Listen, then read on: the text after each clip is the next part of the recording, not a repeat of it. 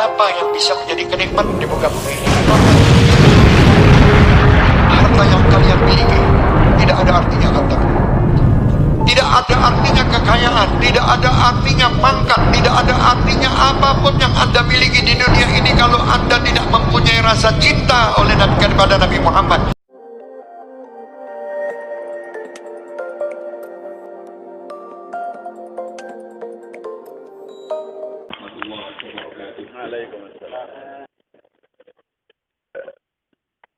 Bismillahirrahmanirrahim. Alhamdulillahi rabbil alamin. Wassalatu wassalamu ala asyrafil anbiya'i wal mursalin. Sayyidina wa habibina wa syafi'ina Muhammadin wa ala alihi wa sahbihi ajma'in. Amma ba'du. Hadratul mukarramin, para masyayikh, para kiai, para alim, wabil khusus Majelis Pengasuh Pondok Pesantren Sidok Kiri yang insyaallah sudah hadir di Bondowoso, beliau Nawawi Sabtullah, dan para pengurus serta rombongan dari Pondok Pesantren Sidok Kiri yang senantiasa kami taati. Yang saya hormati Sahibul Bait Kiai Asy'ari Pasha, yang saya hormati para pengurus IASS, para wali santri pesantren Sidok Kiri, dan segenap hadirin hadirat semuanya yang maaf tidak mungkin saya sebutkan satu persatu. Alhamdulillah, marilah kita senantiasa meningkatkan syukur kehadirat Allah Subhanahu wa Ta'ala bahwa pada pagi hari ini kita diberikan kesempatan sehingga kita bisa berkesempatan untuk bersilaturahmi dalam acara pertemuan pengurus dan wali santri Pondok Pesantren Sidok Kiri ini. Saya tahu sebetulnya ini merupakan acara intern antara pengurus dan wali santri, tapi saya diminta oleh pengurus IAS dan khususnya Kiai Asy'ari Pasha untuk hadir sekedar untuk memberikan kalimatul tauhid, memberikan sambutan dan ucapan selamat datang kepada pengasuh Pondok Pesantren Sidok Kiri yang sudah berkenan menyelenggarakan pertemuan pengurus dengan wali santri di wilayah Kabupaten Bondowoso. Dan saya sendiri ingin memanfaatkan kesempatan yang baik ini untuk menyampaikan ahlan wa sahlan, selamat datang kepada Majelis Pengasuh Pondok Pesantren Sidok Kiri di Kabupaten Bondowoso. Sekaligus yang kedua menyampaikan terima kasih kepada Pondok Pesantren Sidok Kiri, mulai di pengasuh, para masyayikh, para asatidz, dan semua pengurus. Karena pesantren Sidok Kiri telah banyak sekali memberikan kontribusi terhadap pembentukan manusia-manusia dan insan-insan santri di Kabupaten Bondowoso. Bahkan tidak berlebihan kalau saya mengatakan bahwa para pemimpin dan tokoh-tokoh penting di Bondowoso adalah merupakan hasil didikan, binaan, tempaan, dan produk dari Pondok Pesantren Sidok Kiri.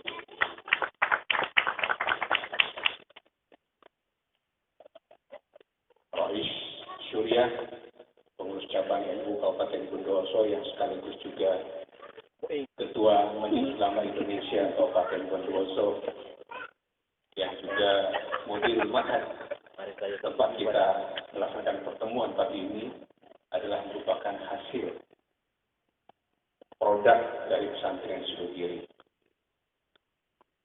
Ketua Tanfidiyah, pengurus cabang NU Kabupaten Bondowoso, yang sebelumnya juga adalah Ketua Majelis Ulama Indonesia, Kiai Abdul Qadir Syam, juga adalah merupakan produk Pondok Pesantren Sidok Kiri. Ketua DPRD Kabupaten Bondowoso. Ada Pak. Dan juga Ketua DPC Partai Kebangkitan Bangsa. Itu juga merupakan alumni dan didikan Pondok Pesantren Sidogiri.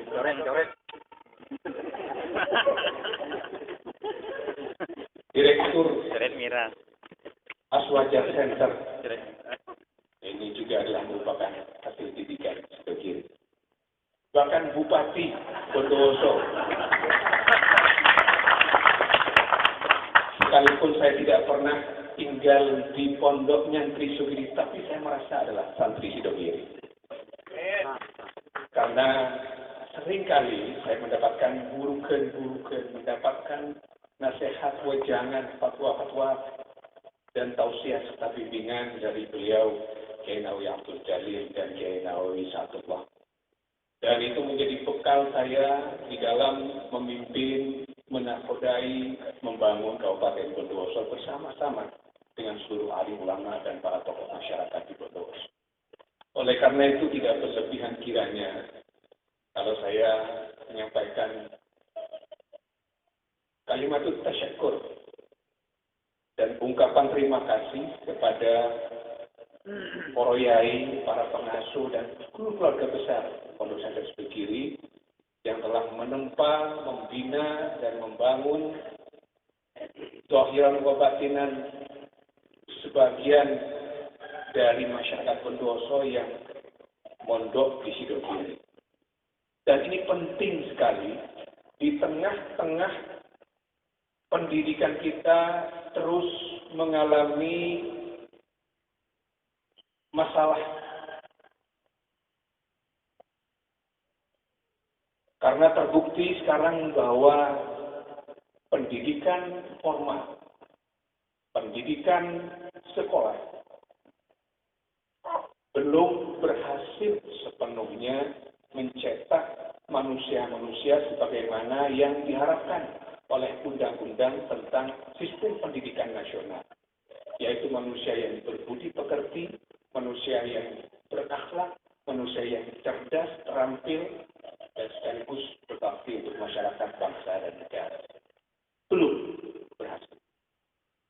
Masih banyak justru kasus-kasus yang terjadi dan mempermalukan dunia pendidikan kita itu melibatkan siswa-siswi, bahkan kadang-kala juga melibatkan para guru dan ustaz-ustaz. Maka orang kemudian kembali lagi berpaling untuk melihat pondok pesantren sebagai alternatif metode dan sistem pendidikan untuk bisa menjadi tempat menempa. Dan terus terang secara pribadi saya bangga dengan sistem serta pola manajemen yang dikembangkan oleh pesantren Sidogiri. Pesantren yang memang termasuk tertua. Dalam catatan sejarah, pesantren ini lahir tahun 1745 Masehi, atau bahkan ada catatan yang lebih tua lagi, 1718 Masehi. Pesantren yang sudah berumur lebih dari 2 abad, atau bahkan hampir 3 abad, 272 tahun. Tentu pengalaman inilah yang menempa Pondok Pesantren Sidogiri tidak saja menjadi lembaga pendidikan yang tangguh dengan sistem pendidikan salaf ala ahli sunnah wal jamaah, tetapi menjadi satu dari sedikit pesantren, untuk mungkin tidak mengatakan satu-satunya pesantren di Jawa Timur atau bahkan di Indonesia, yang mampu mengembangkan kesalafannya, tetapi pada saat yang bersamaan mengembangkan manajemen modern di dalam pengelolaan kelembagaannya. Tidak banyak pesantren yang secara formal memiliki sistem penganggaran sebagaimana anggaran pendapatan dan belanja yang selama ini dianut oleh lembaga-lembaga pemerintah atau lembaga-lembaga perusahaan yang berorientasi profit. Tetapi saya mendengar laporan dari pengurus tadi atau penjelasan dari pengurus tadi yang mengatakan bahwa anggaran belanja Pondok Pesantren Sidogiri tahun ini mencapai angka 3 13 miliar sekian. Belum termasuk anggaran untuk pembangunan fisik dan sarana-sarana yang lainnya. Karena umumnya pesantren itu anggarannya sambil jalan. Betul. Tidak banyak pesantren yang sudah membuat planning budgeting, yang membuat perencanaan anggaran secara terencana dari awal. Bahwa pemasukan pesantren diharapkan bisa mencapai angka sekian rupiah, sehingga diharapkan dapat dibelanjakan sebesar sekian rupiah. Tidak banyak. Dan subhanallah yang menerapkan ini justru pondok pesantren sendiri yang konon notabene adalah pondok pesantren salah. Ini yang patut ditularkan, patut dicontohkan, patut diteladani dan dituri oleh pondok pesantren yang lain. Kalau pemerintah punya APBN, kalau desa punya APBD, itu sudah biasa, bahkan harus. Tetapi pesantren punya perencanaan tentang penganggaran kegiatan-kegiatannya dalam kurun waktu 1 tahun. Itu sesuatu yang harus diapresiasi dan ini kecil. Pertanyaannya, sumber pendanaannya dari mana, itu yang kadang-kadang jadi masalah bagi pondok pesantren. Kita bisa saja menganggarkan belanja. Bisa saja menganggarkan belanja bahwa untuk asatid kali sekian orang kali 12 bulan sampai dengan sekian, untuk belanja alat kali 12 bulan sampai sekian. Pertanyaannya, duitnya dari mana? Dan ini lagi-lagi yang dijawab dan diberi contoh oleh pondok pesantren sendiri dengan membuat badan-badan usaha milik pesantren. Subhanallah, luar biasa. Saya secara pribadi takjub dan bangga. Mudah-mudahan ini juga menjadi inspirasi dan ditiru oleh pondok pesantren yang lain. Termasuk pesantren-pesantren yang didirikan oleh alumni-alumni Sidogiri yang ada di Bondowoso. Sehingga tidak perlu mengandalkan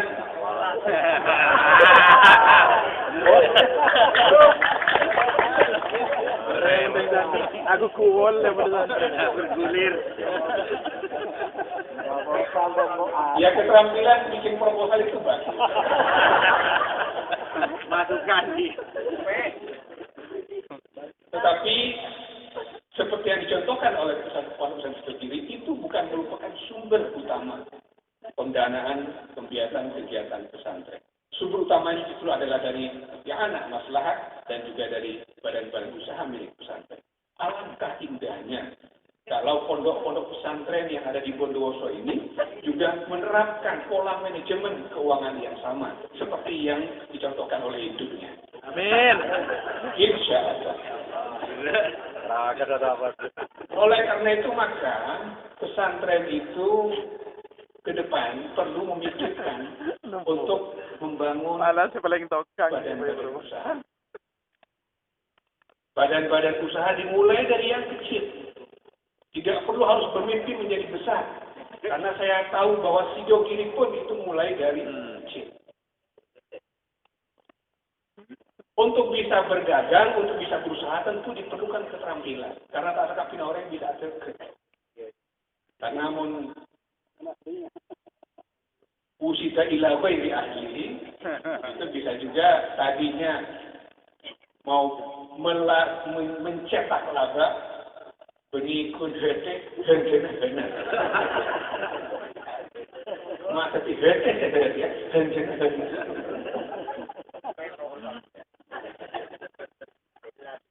Nah, saya kira sudah banyak kader-kader pesantren yang bisa dilatih, dikembangkan.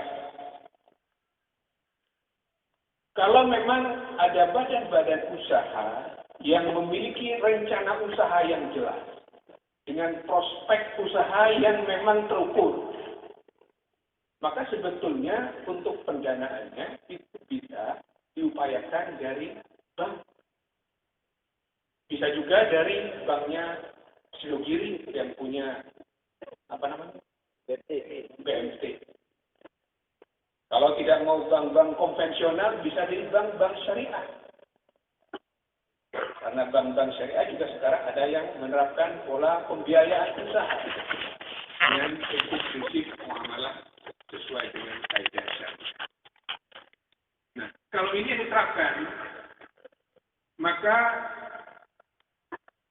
pengembangan pondok pesantren, terutama dari aspek pendanaan dan pembiayaan kegiatan-kegiatan dan pengembangan sarana prasarananya, tentu itu akan lebih terjamin dan tentu saja bisa berkelanjutan. Tapi jangan sampai kiainya kesibuk adeke. Kemudian menjadi tidak bisa ngurus pesantrennya. Tentu harus ada orang-orang yang memang dipercaya, dididik, diberikan keterampilan untuk mengembangkan usaha pesantren agar itu bisa menjadi salah satu penguat terhadap sumber-sumber pengembangan pesantren di masa akan datang. Saya kira inilah para kiai, para asatidz, para guru ngaji, para wali santri, beberapa hal yang ingin saya sampaikan dalam kesempatan yang mubarakah ini. Mudah-mudahan pertemuan kita akan betul-betul menjadi pertemuan yang membawa keberkahan bagi kita semua, tidak saja bagi yang hadir, tetapi juga bagi masyarakat pondok secara keseluruhan. Selamat mengikuti musyawarah. Allahul muwaffiq ila aqwamit thoriq. Wassalamualaikum warahmatullahi wabarakatuh. Apa yang bisa menjadi kenikmatan di muka bumi ini? Harta yang kalian miliki tidak ada artinya harta. Tidak ada artinya kekayaan, tidak ada artinya pangkat, tidak ada artinya apapun yang Anda miliki di dunia ini kalau Anda tidak mempunyai rasa cinta oleh kepada Nabi Muhammad.